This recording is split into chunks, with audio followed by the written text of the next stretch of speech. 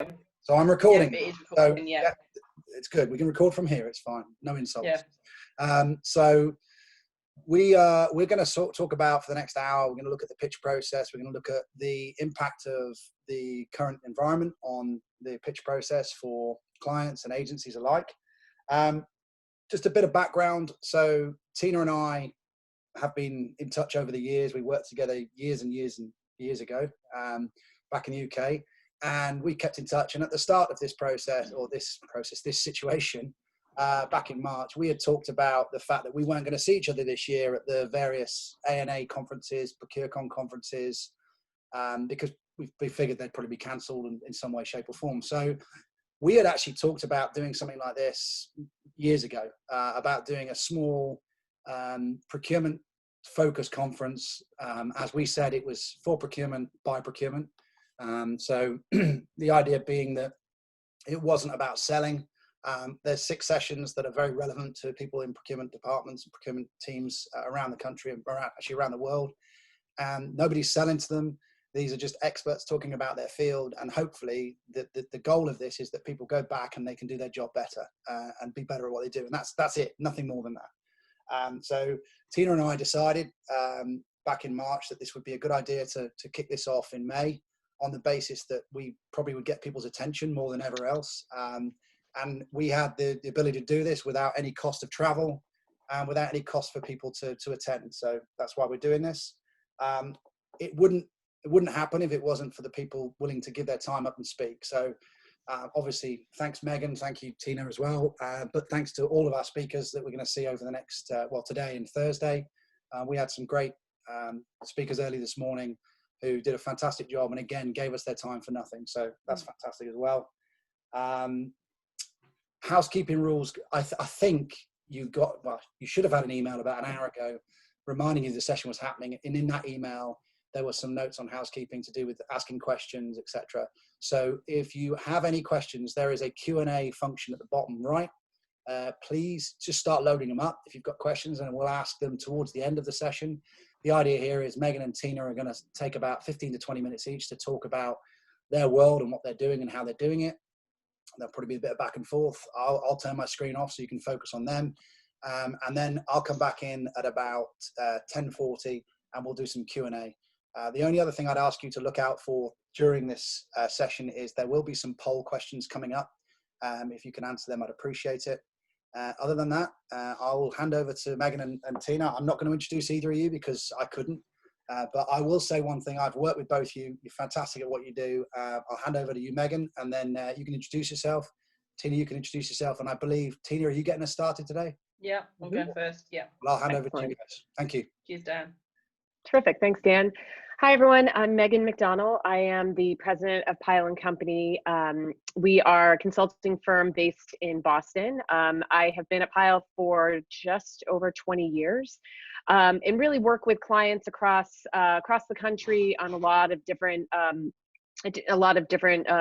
projects really focused on their agency relationships. So looking forward to the discussion on the agency pitch process. Thanks, Meghan, and hi everybody. I think I know quite a few of you that are on here, so hi everyone, nice to see you. And no, I haven't had my hair done, Darren. It's just the sun has made it go really, really blonde. So yeah, over 25 years, actually it's about 28 years experience in marketing procurement when I started at what was Cellnet, and I've worked with various clients and agencies, and then the last 15 years run my own marketing procurement consultancy working for clients and brands. So as Dan said, we had this idea in March, and it's been great working with Dan and all the speakers to put this together. So Meghan and I are going to cover the pitch process and how this has changed and what we're both seeing. So I'll kick off first. Just got a slide deck to go through. So hopefully everyone can see that all right. Yeah. Yep. So what I'm going to sort of cover in my first sort of 20 minutes is really twofold about the pitch process. First is there's a lot of chatter about the pitch process. You've seen it in the press. It's been going on for years. You know, and obviously we call it a tender process, but you know, from a procurement point of view, but for marketing, we call it a pitch process. And a lot of that chat, well, most of the chat, well, all the chat comes from the agency community and allegedly from marketeers as well. It doesn't work, it's not fit for purpose. Plus, obviously, the environment we're facing with COVID-19 is, should we run the pitch? You know, when people are working from home, unfortunately, there are redundancies, it's time consuming. Can you do a chemistry meeting? How can you appoint an agency if you haven't met them, etc., etc.? So that's what I'm really going to cover, is really the sort of two situations we've got. Is one, the chatter which has been building up and up about the pitch process doesn't work, money from stakeholders and from the supply market. Two, how are we running pitches? Should we be running pitches in the current situation we're in? So some of you may have seen this. The last couple of years is basically saying that the traditional pitch process doesn't work. With a survey that was done, over half of brands said it didn't work, and actually nearly all the agencies said it didn't work. And then there was a follow-up to say, actually, the pitch at traditional format is largely agreed to be defunct. Or says who? From that point of view. And then latterly, in the last week, there's been an article by an agency chief saying that the agency pitch process, it doesn't work. It's the root cause of all the problems, e.g. agencies giving away their work for free. But my view is, if I can get a slide, there it is where is it? Where was our view? So in all the times when I've seen this come up, be it on Twitter or LinkedIn or doing panels, is who owns the pitch process? It's procurement. So why won't we ask? If you're talking about marketeers and you talk about agencies, they're talking about a process which in most big organisations is owned by procurement, except that perhaps in some smaller organisations it's not. And it's interesting, about 6 months ago on LinkedIn, someone posted an outrage that there was an RFP been issued, and it was, say, for digital services, the budget was £50,000, and the client had asked for 30 agencies to respond. So I looked at it, and I think I made a comment, but I just watched the comments for half a day, and of course, everybody who jumped in moaning about procurement. It's procurement. Why is typical procurement? And I waited half a day. At lunchtime, I put a post saying to the guy that posted, sorry, can you let me know who issued the RFP? Was it procurement? Was it marketing? And it was marketeers. So I think sometimes we get a bad riff because of a process sometimes we're not involved in. But I think it's lack of understanding. You know, what is our point of view? We own that process. The endless chat about it builds up and up. And obviously, we've just done that poll. Thanks, Dan, for sharing. And actually, interestingly, I think there are a lot of you are procurement people on our seminar. 59% of you have said yes. That's really interesting, actually, because I would have thought it would have been lower. So that'd be great that Meghan and I and Dan can pick that up afterwards. So thanks for that, Dan, in terms of that. So just the endless chat in the trade press on articles about it. But is it broken? You know, okay, what happens is we have a pitch or a tender process that is in place for an organisation, and that could cover stationery, HR services, raw materials, corrugated cardboard. And obviously, from a marketing point of view, we try and adapt and work that for marketing. It's not always successful. I know, talking to friends that work in financial services, you know, there is a protocol, there is a structure that has to go through. So are we not doing a very good job of PR in it? And the thing is, you know, and obviously we get asked to talk at events, and I'm more than happy to. And those of you that know me, I'm a great believer in talking about good procurement and sort of quieting down any bad procurement. And of course, there isn't any, of course, but are we not very good at PRing it? Because sometimes a lot of you are not allowed to get out on the panels and talk about it. But is it because our marketeers and the agency, the supply market, are more vocal about the process? And do we need to dial that up? Do we need to improve the process? And say, that's really interesting that 59% of you said, yes, we do. But really, it's giving good food for thought. Or do we need to educate? Do we need to understand, actually, why are people saying it's broken?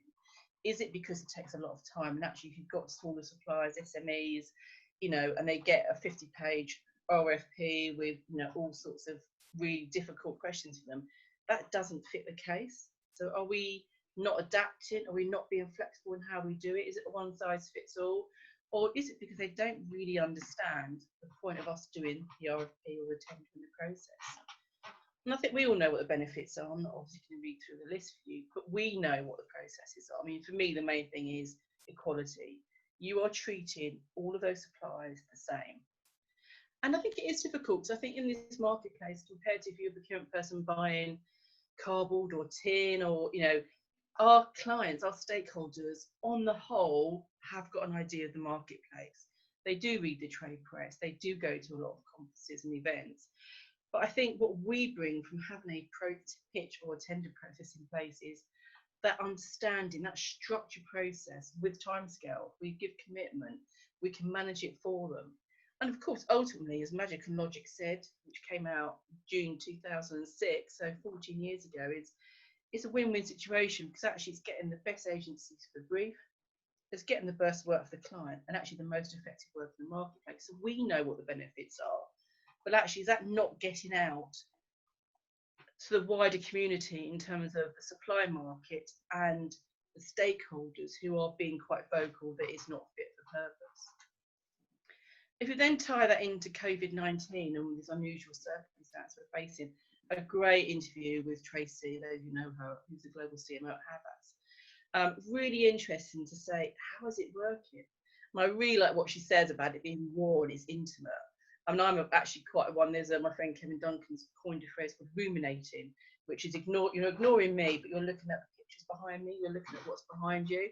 And actually, I might say to my client, oh, that's quite an interesting picture you've got there. So it's really interesting that actually being in someone's front room, dining room. I was on a picture the other day and someone was in her daughter's bedroom with cats and dogs flying around, obviously walking around.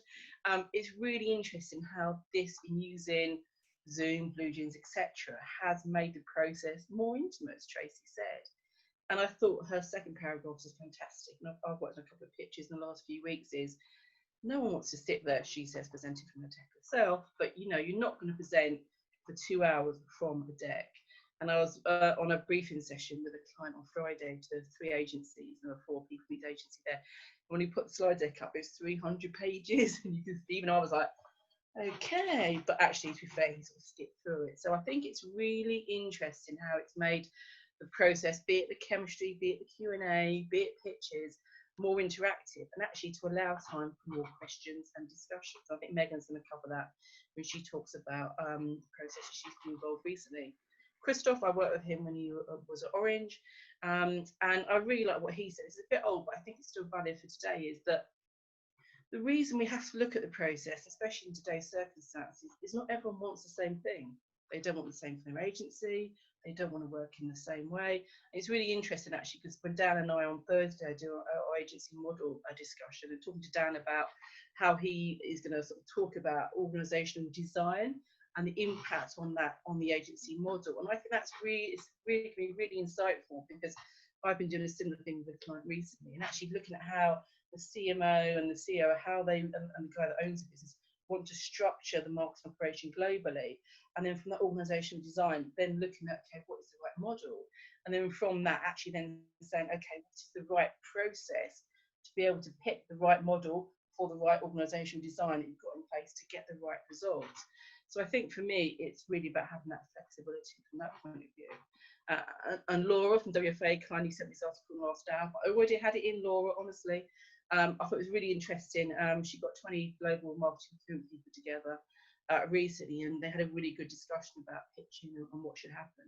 And basically it came out that, well, you should reconsider, if you are going to need a pitch, talk about it. What are the factors? Can you not talk to the agency if there is an issue or two? Can you not have those discussions instead of going out to pitch? I think sometimes agencies and clients think we love pitches, but we all know it takes up a lot of time. And also the WFA group said, why does it make sense to run a pitch? Actually question that, you know, and what is the process that you're going to do in working with the agencies, the timescales, the way you work. And I think a great summary is whether the answer to whether you should run a pitch now, it all depends.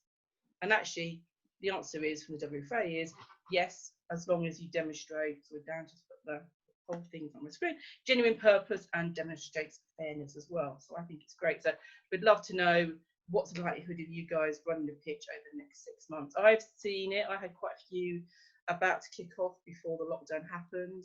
Probably half, from my point of view, have been put on hold, not cancelled, but half have continued. And actually, it's been a really, really interesting experience. Much more intensive, I think, much more accommodating from the agency's point of view. I think they've been really keen to learn about the clients more. I think more regular dialogue, more regular check-ins. And actually, I think Meghan's going to cover a lot of that as well, is really interested in what the outcome from the process is. So definitely agree with what the WFA group has said, is that it depends, it is flexible. So how are people managing this at the moment? So this is some of the stuff that I've seen, and if Ben's on the line, thanks for some of your input, Ben, as well. On the process, two of the processes I'm running, a couple of agencies are setting the hard deck through to the client, plus something else to set the scene. Checked all with the client first and asked them to send the home addresses. Obviously had to go on the gift register. We know that from the procurement point of view, but really, really good to do. Ben's shared this one with me, that actually I had it with the client on Friday when he went to his 300-page deck. He couldn't get into Zoom. Allow 5-10 minutes at the start of an online presentation just to get the text sorted, and then if you give them 2 hours, then start the timer. Then I thought it was a great tip. Say it's okay for kids and animals to interrupt. I nearly had a cat walk over my presentation a minute ago, so I need to learn that. And I like it. Just remember not to swear, especially if there's a car. But I think it really does personalise it. And actually, one of the calls is actually confectionery, is one of the processes I'm working on. The planner went to his kitchen and opened the cupboard, and there was the client's food. I mean, one could say it may be staged, but it might not.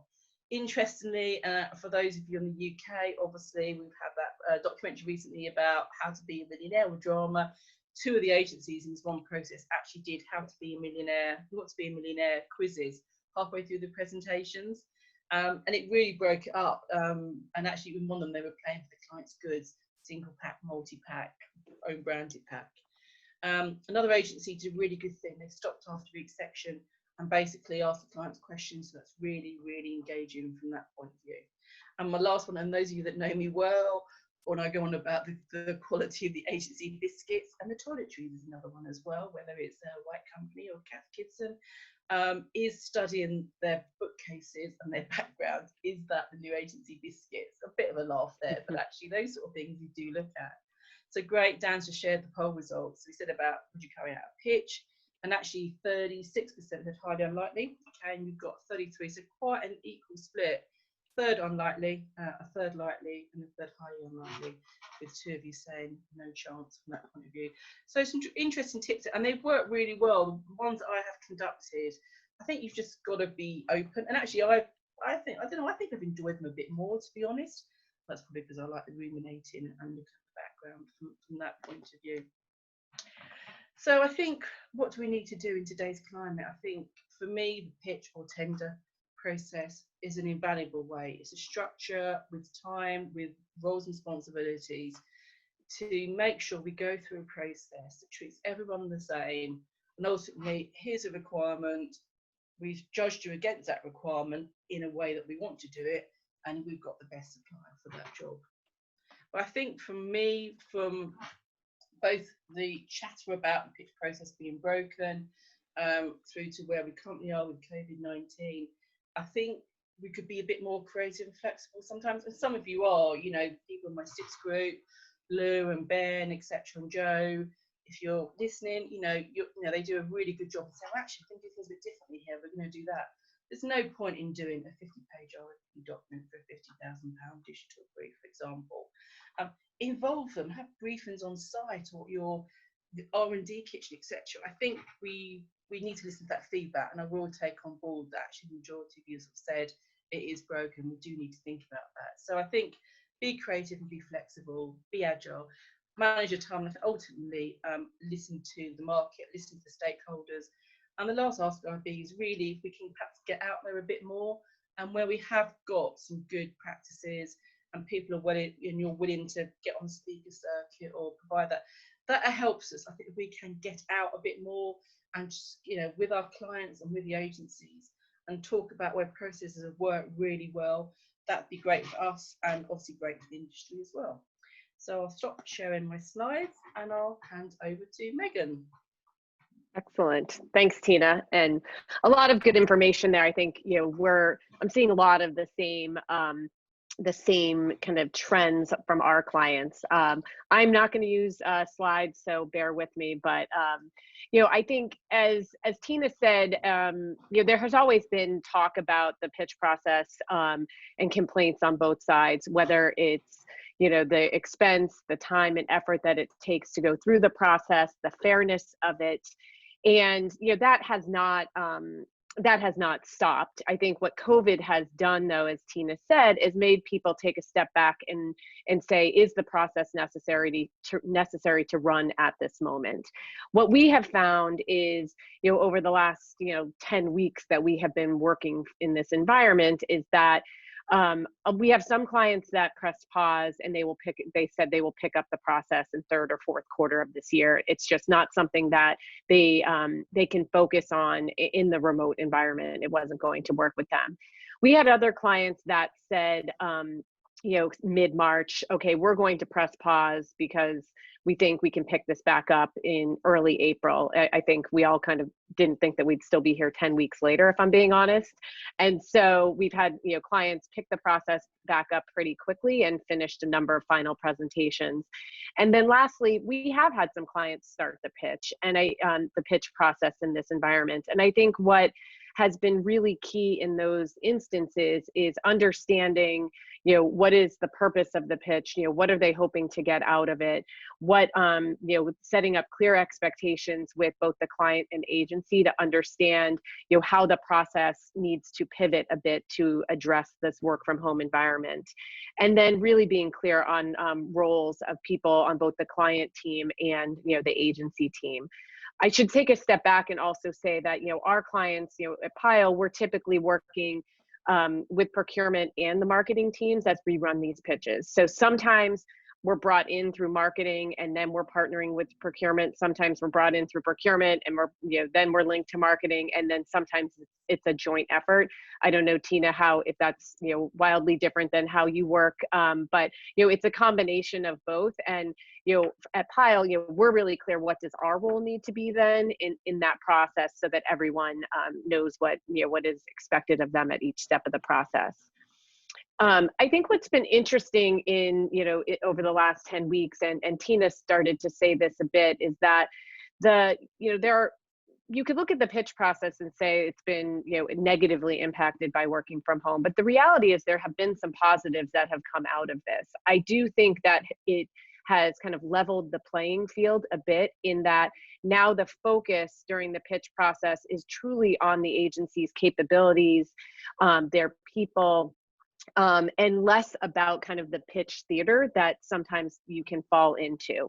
So I don't know how many of those on this have been involved in pitches where, there's a lot of time spent by agencies on setting the stage for the room and making sure that everyone has the right, pads of papers and matching pens and all of those things, which, is fine. But the reality is that's not what wins an agency a pitch. What wins an agency a pitch is the strategic thinking, or, whatever they're being tasked with, but it's the thinking, it's the capabilities, it's the people. And by going to this kind of virtual environment, I think it has brought that focus back. And so that's been a positive. I also think we've been able to speed up the process a bit. I mean, certainly not having to get on, planes and spend days traveling, that has helped pick up the pace of things, not to an unreasonable, pace, but we've been able to cut out times in between each step of the way. And I mean, the negative obviously is the lack of face-to-face. I mean, that is, we can't avoid that. But I think what we have found as we've changed and pivoted our process is that, there are ways to stimulate and build chemistry along the way.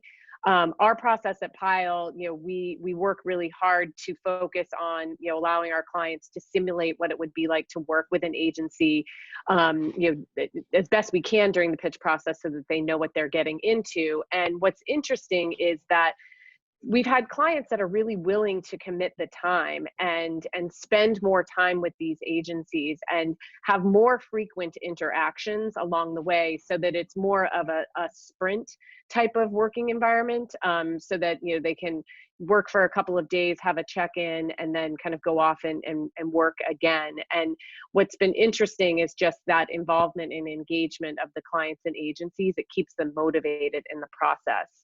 I think we've learned that people do have probably a shortened attention span, though, on Zoom or whatever platform you're using. So, there is a time limit. I think anytime you get beyond 90 minutes or so, people start to tune out a bit. So that's why these more frequent, kind of shorter, touch points seem to work pretty well.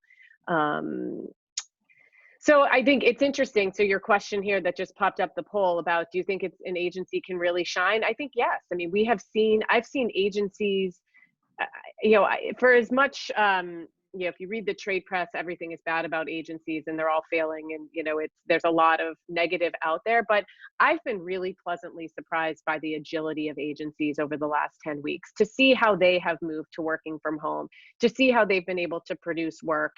I think we've started to move beyond all of the same, looking like the work is coming off of the same brief, and we're really starting to see, agencies develop work and doing it in ways that I've said a few times that, like, it will be interesting to see the impact of the pace and the production part of this, that clients, can't unsee the pace that agencies have been able to move at, when they've been producing new work. But during the pitch process, I think agencies have been able to shine. They have been able to put the right team on the business. I think casting and getting the right people has been more important than ever. Certainly, as agencies have gone through some, downsizing over the last few weeks, it is, important to make sure that they're only going after opportunities that are right for them, and so therefore putting those right people on the business. We've also found that having smaller groups on these, on these calls has helped build that chemistry. I think gone are the days where you'd walk in the room and there would be 20 people on the agency side in there. It's not necessary. It's much easier to build that chemistry and see what it would be like to work together when it's a handful of people involved. Tina already talked about the technology piece and how that is so obviously it's the key to the process right now. But we've really seen agencies almost go back to the basics. I mean, Tina, you mentioned take 10 minutes at the start to make sure things work, but putting a slide in on how best to make the platform work, not to assume that everyone knows how to use Zoom or how to use any of these other platforms. I was recently on a presentation, and I don't mean to make a generalization, but the CEO of the company was on, and he was probably the least tech savvy of the group, and he admitted it. But it was kind of, he was disarmed a bit by the fact that the agency kind of walked through, here's what button you need to push, here's how we're going to make it work. And by the last presentation, he was feeling pretty comfortable in terms of how to make Zoom work and make it work best for him. But so in the early days of these virtual pitches, agencies kind of took that step and put here's what works, here's what doesn't slide at the beginning of the presentation, and it really helped. And to Tina's point, sending materials in advance, as much as agencies have always dreaded doing that because people will flip ahead, you have to in this environment. You need to make sure that you have a backup, or agencies have had great luck setting up a portal. So you send the link and then everyone's able to access that. Is it a little clunky? Perhaps, but at least all of the content is there and no one is missing out. But it's been, I think making sure people know how to use the platform is important. But, we've run, as I said, a number of pitches, a retail client from beginning to end, virtually. The client is thrilled as they were able to build chemistry. At one point, the agency had sent, before their first briefing meeting, customized Zoom backgrounds for each of the client team members. That also just showed kind of how engaged in the process the agency was and committed to it. And while it's a small thing, it really did go a long way for that particular client. So that is the content that I have at this point. Okay. Well, we actually have got a lot of questions. So yeah, it looks like that. Yeah. Firstly, I want to thank everyone for asking those questions. The one right at the top at the moment from Raj is, are agencies in the right frame of mind to partake in pitches at the moment, given the focus is probably on surviving, cutbacks? Are we likely to see prices and costs increase? So let's touch on the first one. Are they in the right frame of mind? And I'll ask you that first, Meghan, given the fact that, so in case you don't know, Meghan and I do a bit of work together on this sort of stuff. So we're aware of how agencies are reacting to this. So yeah, What do you think? So I do think agencies are in the right frame of mind. I think honestly, if I'm being honest, my fear is that because of the environment we're in and the pressure that agencies are under, my fear is that agencies will go back to how it was, 10 years ago when we came out of the recession in '08, where every agency was going after every piece of business because there was so much pressure. So, my hope is that agencies are in the right frame of mind, but I hope that they are honest about what opportunities they are right for, and not just saying yes, we're right for everything, because I think that's a danger of the situation that we're in. Yeah, that's really fair, and that's where I suppose having a knowledge of the marketplace is really important. One of the great things of having someone like Tina or Meghan involved in a pitch is that they see what's happening in the market on a daily basis across all clients. So they can see if an agency is putting their hand up for every single pitch, and they can tell you that that's probably not going to be an agency that's going to be able to focus in on the work because they're desperately trying to claw themselves back into something. Tina, what do you think of the second part of that question? So are we likely to see prices, costs increase? I know my take on it. I'll just answer the first bit about, I talked to Raj about agencies. I think I've found them really receptive. I think they've been positive. I think, as Meghan and Dan said, as long as they're honest, and also to echo Dan's points, because we're working across a number of pitches and with different clients, we know what's going on in the marketplace. So I think agencies are getting better at saying no, actually, as well, which is great. So to answer the first part of Roger's question, I think you have that conversation and chat with them.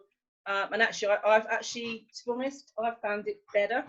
I think people have had more time to think.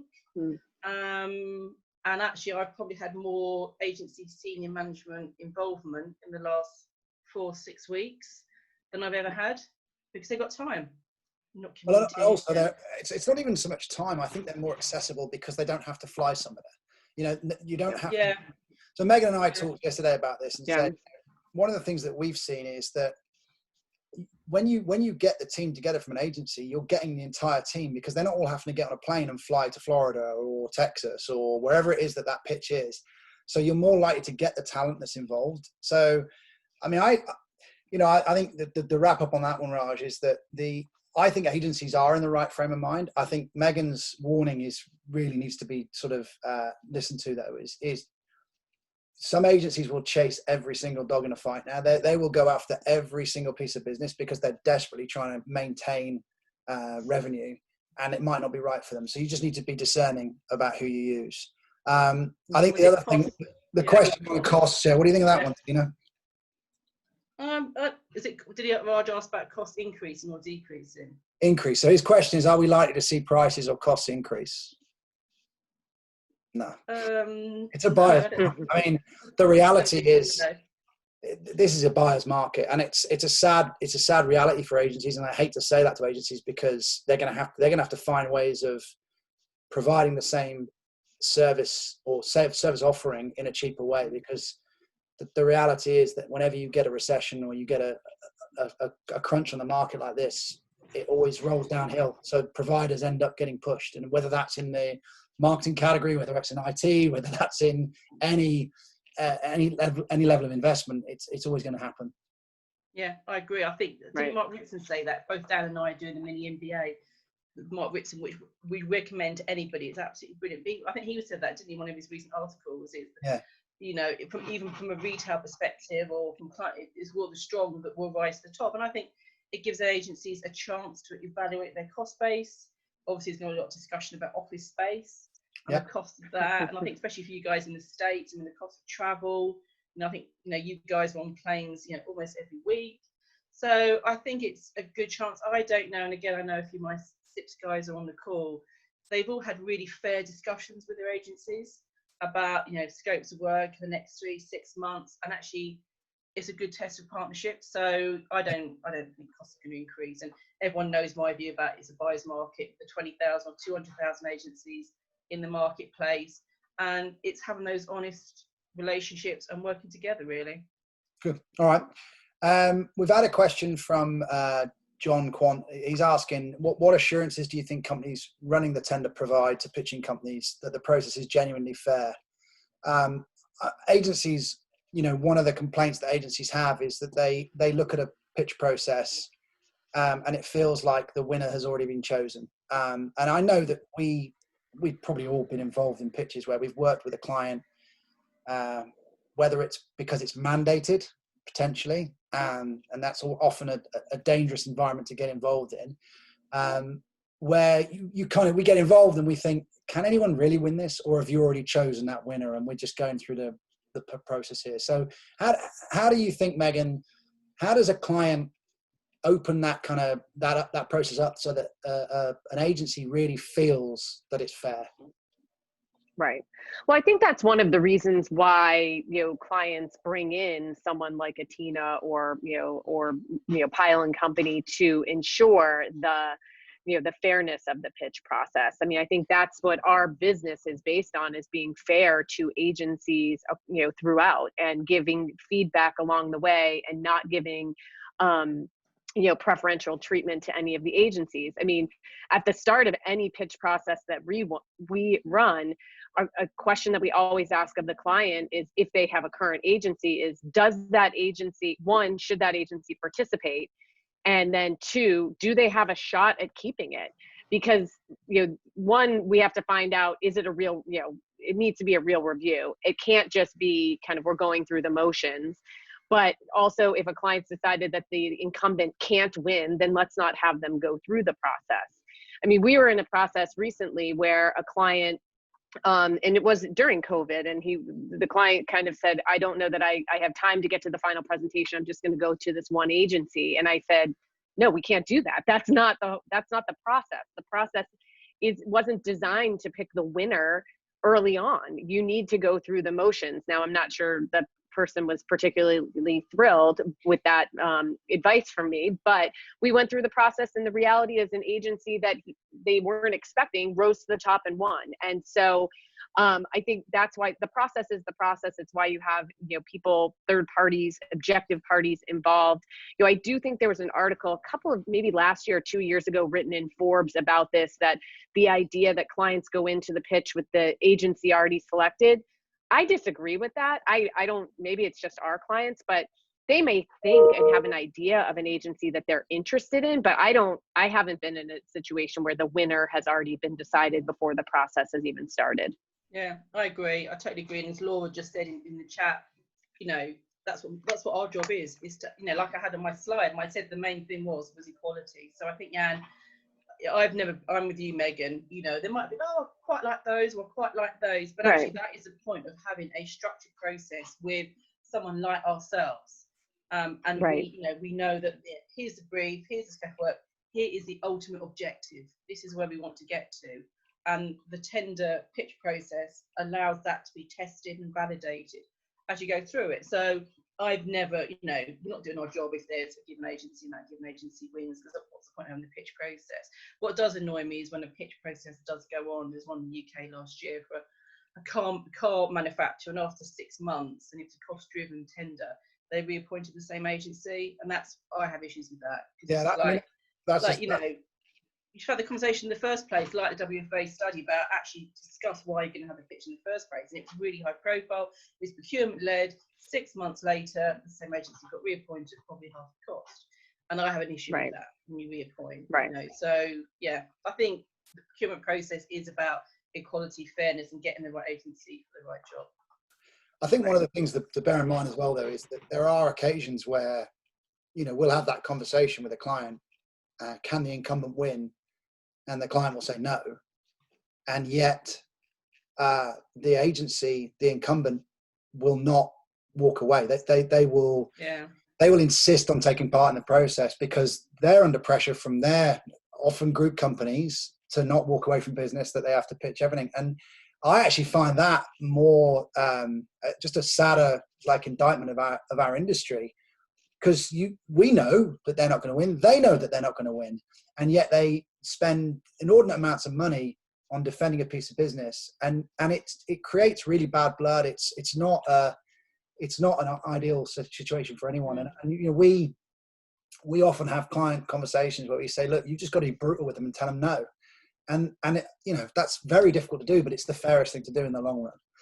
Well, and I think Dan, sorry too, like, unless it's a mandated review, Yeah. there's a reason, there's likely a reason why the client's putting the business up for review. And, the chance of an incumbent keeping a piece of business is fairly low. I mean, that percentage is probably 10 to 15% that the incumbent wins. And so I think we always hear from our clients like, oh, well, they're a valued partner and we want to be fair to them. And the reality is the fair thing is to do is to have that difficult discussion at the outset and just say, we valued our partnership, but we need to move on. But people don't like, I think those difficult conversations is where people, fall down. Yeah, I agree with you. So one of the other questions we want to touch on here, we've got a lot of questions coming in. Agencies are adapting well under the new ways of working. If we are scoping out our requirements for the next few years, how would you recommend we future-proof, i.e. away from the traditional ways of working? So future-proof what the scope of work? I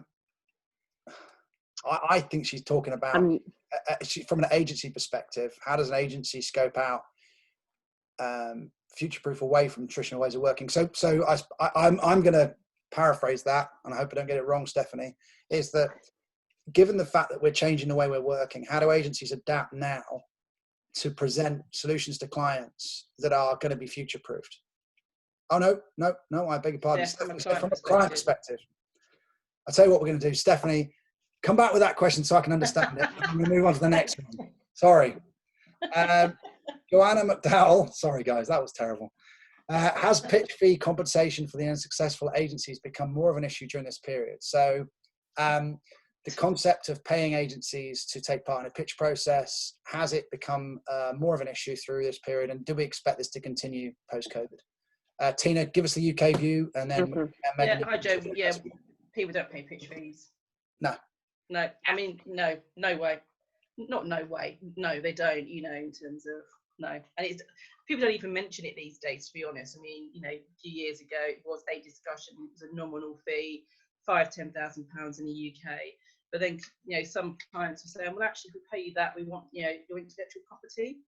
Which, in a creative pitch, exactly what the agency guy in my presentation said, you're giving away your IPR. So, no, it's not discussed. It doesn't seem an issue in the UK market at all.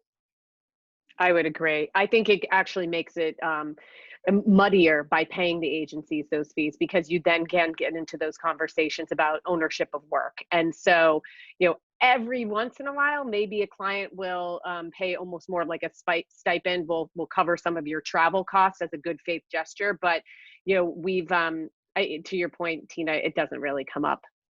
I think one of the problems is sometimes, and I've experienced in the past, where we've clients have offered to pay for travel or certain things, and the agencies have almost seen it as an insult. Yeah, it's because it's been 10 grand. Nominal. Yeah. And because of that you just say, the best bet is not to do it. And the reality is that, again, a sad indictment of our industry, the way that agencies are structured to charge their clients, the successful clients, there's an overhead in there, and overhead often has an element of new business investment in it. So the current clients are paying for your pitch is the way. Right. Not that that's a good thing. I suppose that's the issue, is that rather a lot of people say they are giving away their intellectual property for free. Yeah, exactly. Right.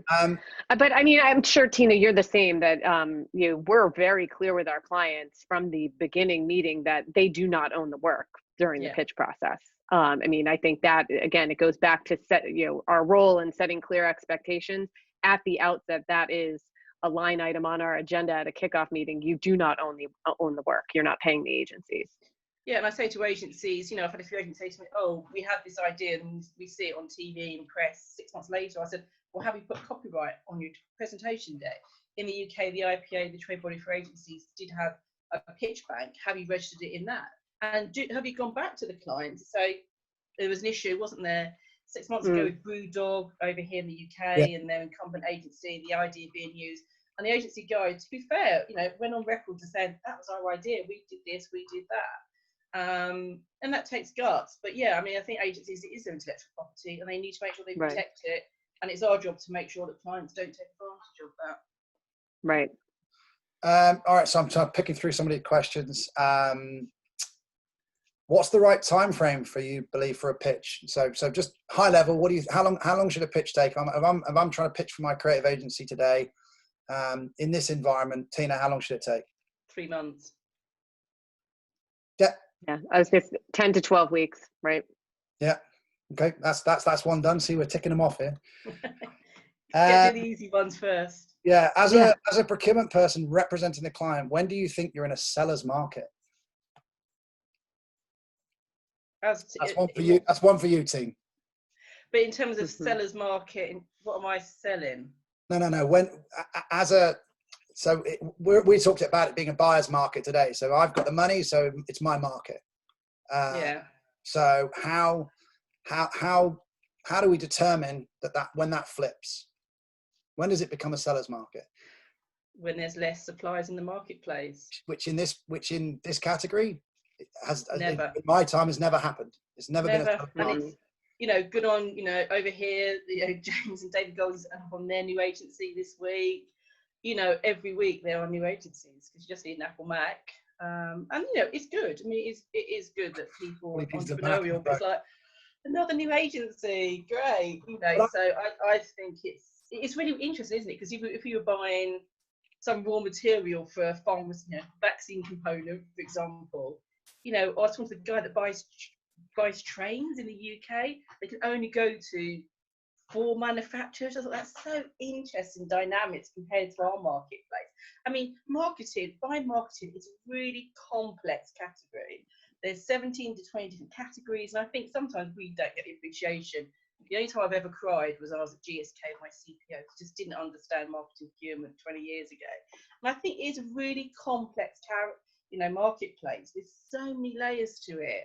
And us people that are in it, we do know the marketplace, but yeah, it's always been a buyer's market. I think it would never be a seller's market. No.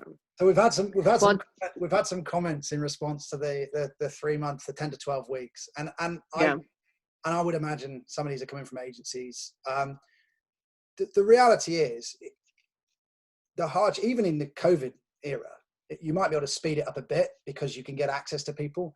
But the hardest thing for an agency pitch is not the agencies; it's the teams in the client. It's getting access to the right people who are going to make the decisions, who are going to dedicate time to this. And it doesn't matter whether you're using Meghan, Tina, me, or doing it yourself. That is going to be a problem, and it's such a frustration for everyone involved. But we try to be upfront with the agencies and with the client to say this is how long it's going to take. Because if you tell them it's going to take 8 weeks, and then you can't get hold of the client, you can't get a decision made, you can't get on calendars, the only people that end up suffering in that is the agencies. And the agencies then start bitching and moaning that it wasn't 8 weeks, it's now 12. And that's not fair on them. So I think that, I get it doesn't feel right that it's that long, but that's what it takes. And every time I read an article online from someone who's paid to write articles online that says we should do a quick pitch in 6 weeks, or we should do a quick pitch in, great, I'd love to be able to do that. Tell me I can get access to the client in the time I need to, and give the agency the opportunity to go away and respond to the brief in the time they need to, and we'll do it in 6 weeks. Right. The reality is that's not going to happen. Well, I think what happens too is that, the marketers have a day job too, right? Or the procurement this is not the only thing they have on their plate. And so, if speed is the number one factor in doing a pitch, you're probably not going into it with the right, set of expectations. But look, getting the schedule set is probably one of the hardest parts of our job, to your point, Dan, of getting, every single client stakeholder in the room at the right time, whether it's a virtual room or an actual room. Getting those dates on calendars is hard, and then holding agencies to it. And yes, could we speed things up now that we're at home and people aren't having to travel? Yes, but to what end? I think we also still you don't want to speed it up just to to lose out on the good thinking that you can get by having people at home. I think if you said it was 4 weeks, probably get criticism that it was too fast. Yeah. And people aren't available, and people on holiday and stuff like that. So I think 10 to 12 weeks is respectable. Yeah, I got a lot of other bits of feedback there. So one of them was, I hear all the excuses about the difficulty of setting the schedule, but that could be achieved by planning in advance. I'm not sure who this person is, but obviously he thinks that we're just walking through this with a bag on our heads. There's a huge amount of planning that goes into this, an absolute massive amount of planning that goes into this. But we as either procurement people or third parties don't control the CMO's calendar. And that at the end of the day is the person who's going to make a decision on this. So it's really important that we try as best we can to get in there at the right times. But it's just, this is experience. We're not making this up. This is experience from how many years? 50 years plus of doing this. This is the reality of the marketplace. Kate's question, which I do like, is what about running real workshops with tangible outcomes as opposed to pitch processes? We actually incorporate that into our pitch process. That is part of our pitch process for a reason. We want to see how the agencies and the clients work together rather than just a presentation. But the reality is that there is always going to be an end to that, where the work is presented or the work is shared, and that tends to be that final session. No, I agree. And that was my point about be creative. My last slide, be creative, be agile. So, I know someone who did a pitch for the pizza company, and they had a working group session in the test kitchen making pizzas. Fantastic. I've worked for an energy company. We've done some workshopping with the 3 shortlisted agencies at the call centre, which was phenomenal. It's so interesting. So I think that we do that. So, whilst we're procurement people, we do work in marketing. And I think we do try and be creative in the process where we can. Yeah, good stuff. This is one probably aimed at you and I, Tina, a little bit. As a marketing procurement professional, how have you experienced the remuneration reward discussions during COVID or as part of the pitch process? How has it been different? I'll let you answer that one first. Yeah, I haven't experienced anything different. I mean, I've added in one that I'm doing recently about COVID and what they've done about actually managing their staff in terms of their well-being and IT support, for example. And, obviously some agencies are putting, measures like that in place to provide their support. But no, I mean, the ones that I've done during this period have all been along the lines that I normally do in terms of my ones at the moment are quite output driven and actually looking at how that is risk and reward in there, looking at all the on-cost up production. So I haven't changed anything due to COVID at all, except asking after the well-being of the staff. Yeah, I mean, my experience has been pretty similar. I actually think it's been easier, if I'm really honest with you. Quite often I would have scheduled a face-to-face meeting for final negotiations. It's just the way that we've always kind of done it in this category. There seems to be, it's kind of the way it's done. There'd be calls and then there'd be a meeting at the final end, whether that's in New York or in LA or in wherever it might be.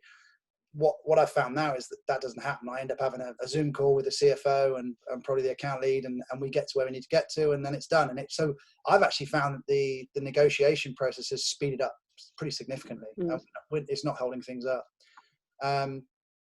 One of the questions that came in there from Kate, which I think I'd like Meghan to kind of answer first up, is given we are looking at narrowing the number of people on remote pitch meetings, do clients prefer to see the top dog or the people who are leading the day-to-day? They want to see the people that are leading the day-to-day. It's important. I mean, ultimately, the commitment, well, so it's interesting. And I think, Tina, you spoke about this earlier. We've had more access, I think, to agency leaders over the last 10 weeks. And I do think that's because they are likely not, or they're not traveling like they used to. So I think agency leaders have been involved in pitches, but it's interesting, of our clients that have really kind of pushed through with pitches during the last 10 weeks, we've had specific call outs for the day-to-day team. I need to know who these people are. I really need the account person to lead the meetings, not just set up the agenda, but have a really an important role and add a role that's adding value to the team in these meetings. And so I think it's definitely working team versus kind of senior leadership. And it's interesting. I would say that that's true, COVID or not COVID. That hasn't changed, but in the kind of virtual environment, it's just kind of that much more magnified. No, I agree. Yeah, and I think it's important to have the consistency as well, isn't it? That yes, you're seeing those people throughout the process. No, I agree. I mean, you know, you always obviously want you want the team that are going to be working on the account. Just now you see their bookcases and their kids and their dogs in the background as well, which is I quite like. All right, guys. Well, it's 5 to the hour. We did say we'd give people that 5 minutes back so they can take a break before their next Zoom call. I'm sure people are just bouncing from them at the moment. I want to thank Meghan and Tina for a great discussion today. I want to thank all of the people who took part and watched and participated in this today. It's been great to have so many questions. The recording for this, if you do want to watch it again, will be available in the next week or so. There'll be an email coming out with some questions on it. If you want to follow up with either Tina or Meghan, their details will be in that email. And feel free to give us a shout if you need any help. And thank you very much. Hopefully we'll see some more of you later on today. In an hour's time, we will have a session on in-house agencies and the trend that's driving there. So we'll see you then. Thanks very much for your time. Thank you.